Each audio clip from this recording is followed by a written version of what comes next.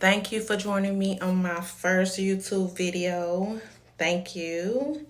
If you guys don't know who I am, I'm nobody special, but hopefully I will be.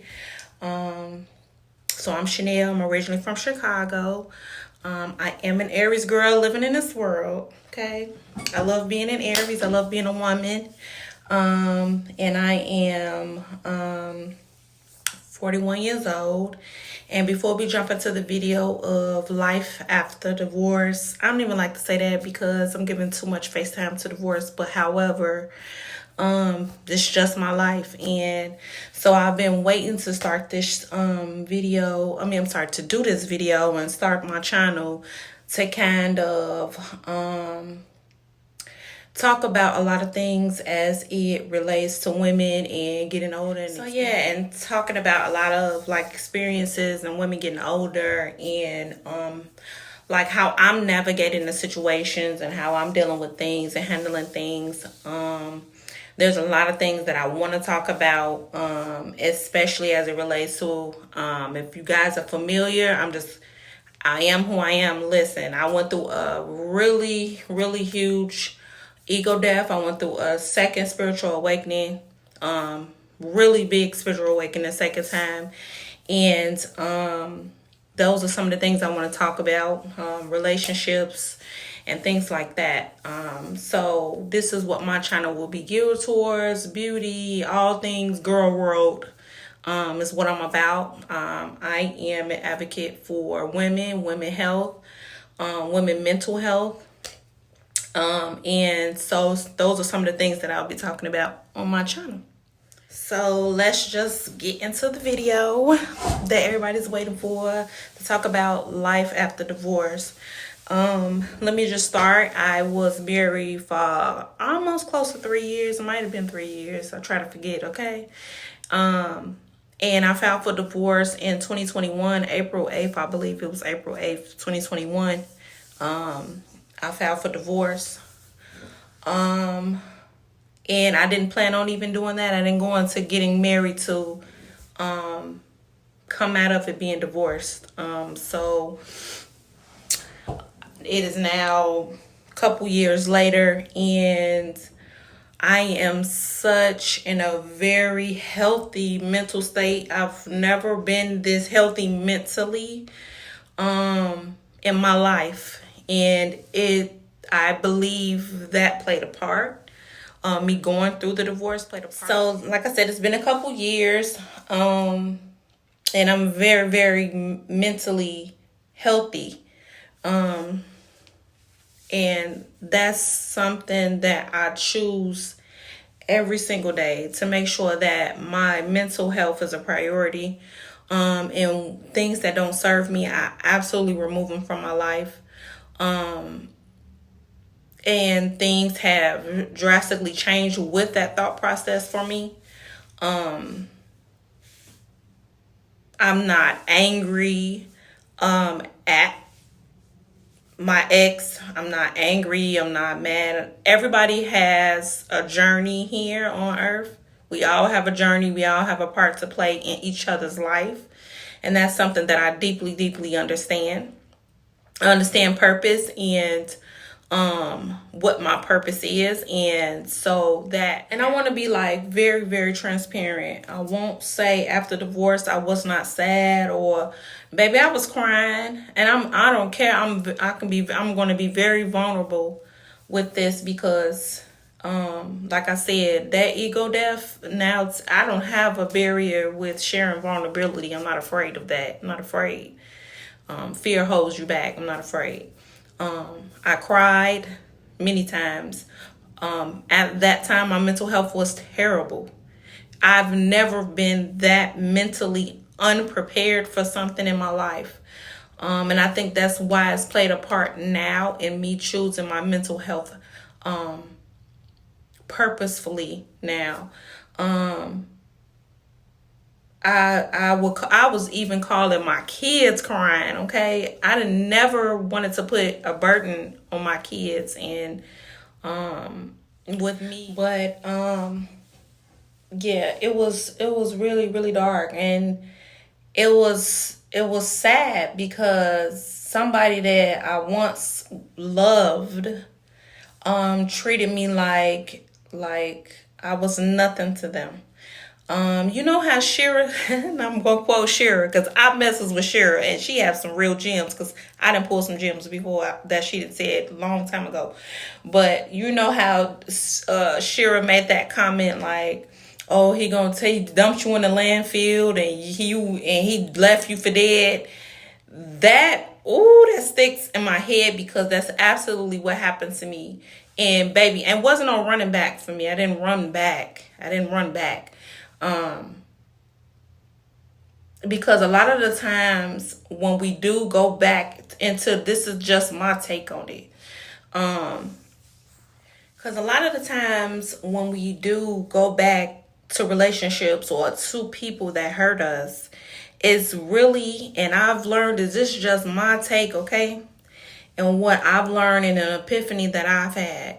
When we go back to people that have hurt us, especially in relationships, because we're hurting and that feeling, that heartbreak feeling and that hurt that we feel, we want to stop that hurt. Not even most of the time that we want that person. I'm being honest. It's not even most of the times that we want that person.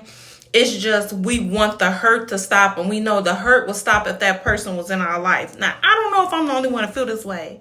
And if I'm not, say that in the comments. Because do y'all feel this way? I feel like that the only reason why a lot of people go back to men and women that hurt them is to temporarily stop the hurt that they're feeling in that moment. When I got that, but that's my take. I feel like it's just to relieve that feeling. And once that feeling subsides, we still feel the same way. We still be like, he ain't, she ain't. But we that feeling is not there. We don't hurt. So once I got that, I was like, hell no. Fuck that. So I that's how I look at things now. I'm like, or if somebody says something that's rude or mean, I just be like, they looking for temporary satisfaction that they not finna get from me, or this is temporary what I'm feeling. So why even get mad? I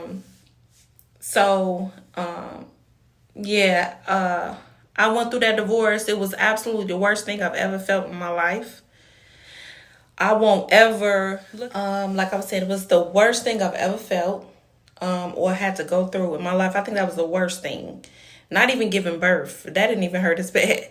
It was going through that because you get settled in thoughts and ideas and ways you are going to live your life with a person for that to be swept away so fast. And I mean, it happened so fast for me.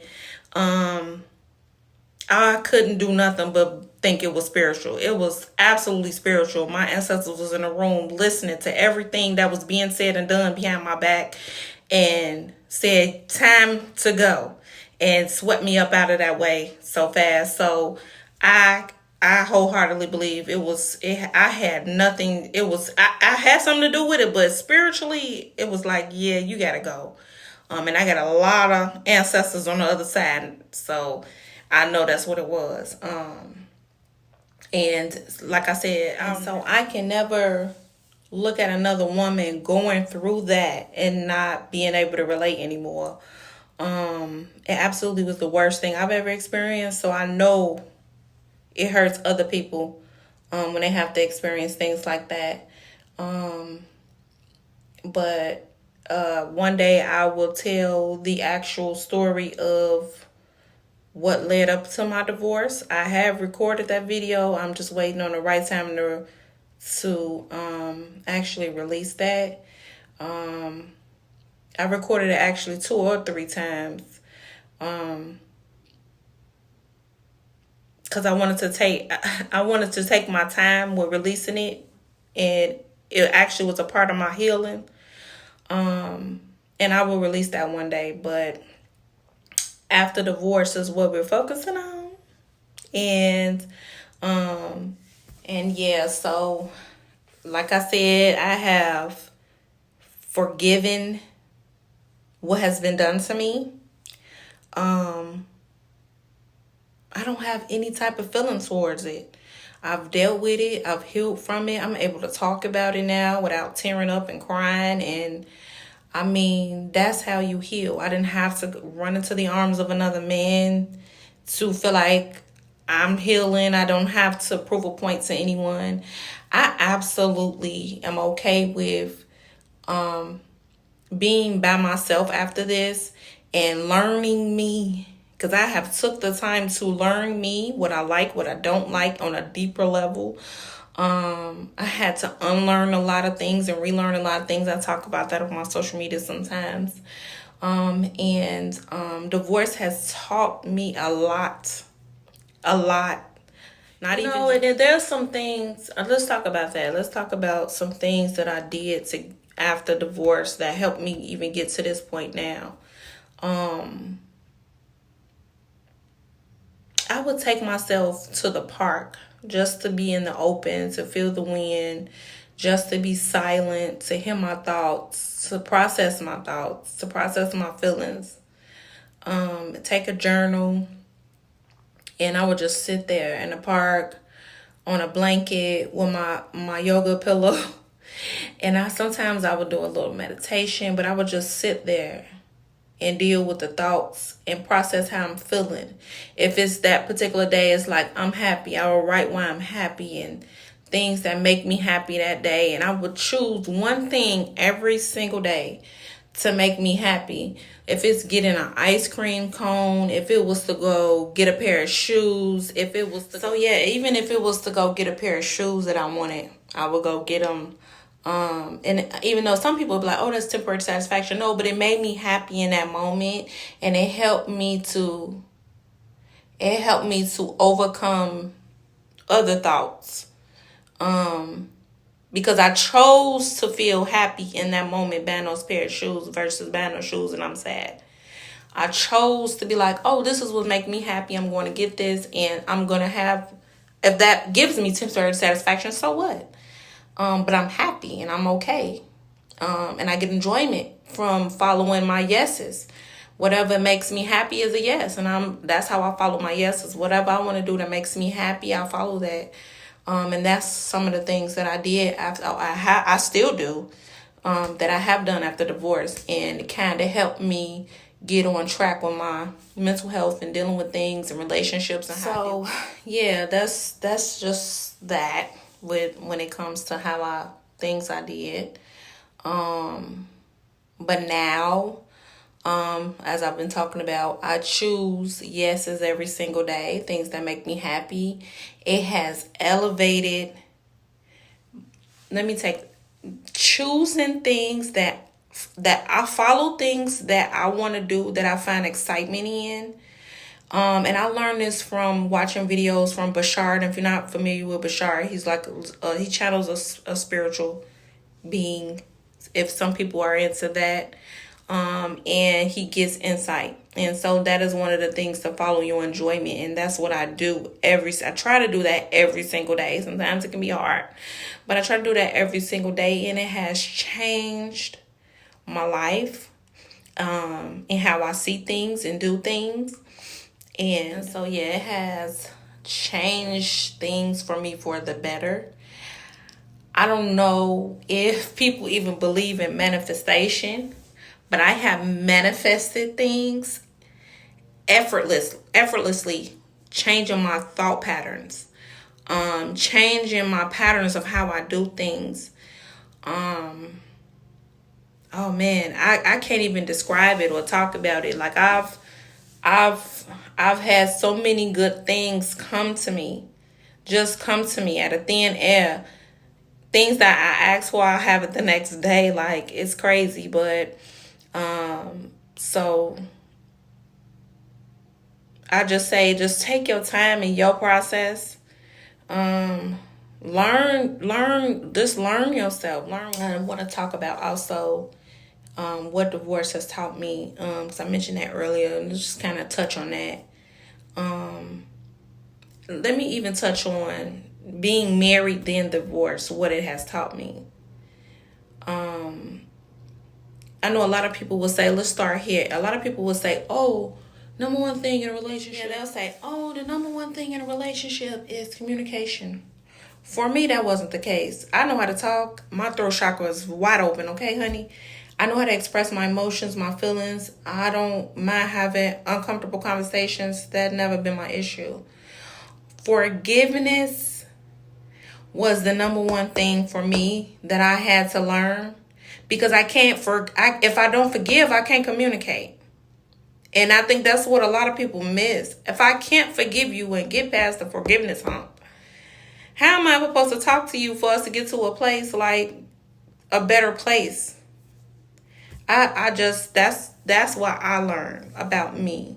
I had to learn. Let me not lie. I'm not lying, but let me say this. I had a problem with holding grudges until I didn't want to hold them no more.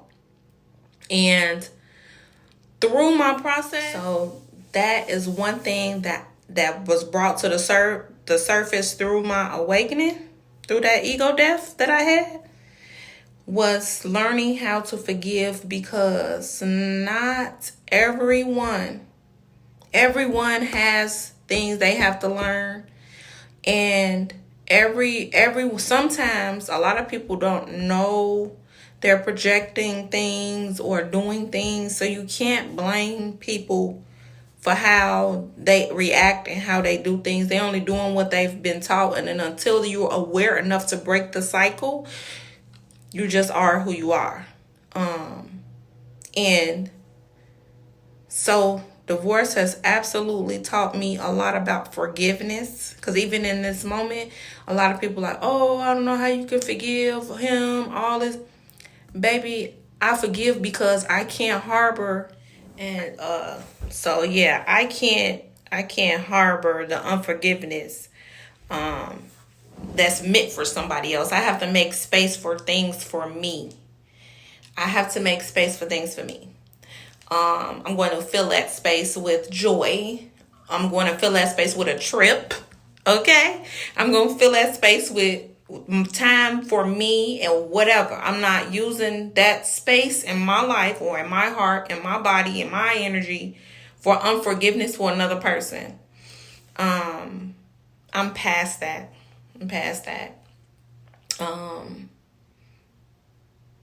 So divorce, the marriage has taught me that. Marriage has taught me forgiveness. Divorce have taught me to. Yeah, so divorce has taught me a lot more about myself. Just how strong I am, but also in that same sentence, know that being strong can also be a weakness. So it has taught me levels to emotions. It has taught me it taught me tools to deal with those emotions. It has taught me to see things multi-layered. I've always been an aware person. I can remember far back. Yeah, I've been a very aware person, child. Far back as I can remember, I want to say 6 years old, I remember things very clearly. We can even say early as 5. I can remember things very clearly, and I always was aware of what was going on around me and what was, like, how things operated, and how I've been very well child. That'll be another video if you all want to hear about that, being aware and awake as a young kid. So that process, going through the divorce, has taught me a lot. And I no longer see things how I used to, and that was a big learning from that. I don't see things as a war is me mentality anymore. So now that years have passed, my kids are grown. I am every day I'm doing what I want to do, whenever time I want to do it. If I don't want to do nothing at all, if I want to leave the house just to get a bag of fries. I am very mentally open and aware to a lot of things now. Things that I probably would scare people if I told them, but another day, another video, okay? Has absolutely pushed me into a huge awakening after divorce. And I'm okay with my process and how it went down and everything that I learned. I am good and happy. Life is much better, and I'm single and I'm okay. I'm okay with that. I enjoy being alone and being a loner and doing things by myself and taking myself out to eat. And yeah, this is life. So yes, guys, thanks for watching and hearing my yapping. And I hope some of these things can help someone else to deal with their process and their journey. And let me know what else y'all want me to talk about. You gotta drop it in the comments. So like this video and share it. Help somebody. This is what I'm all about. Helping the next person, sharing through my experiences. And thank you so much for listening to my first YouTube video.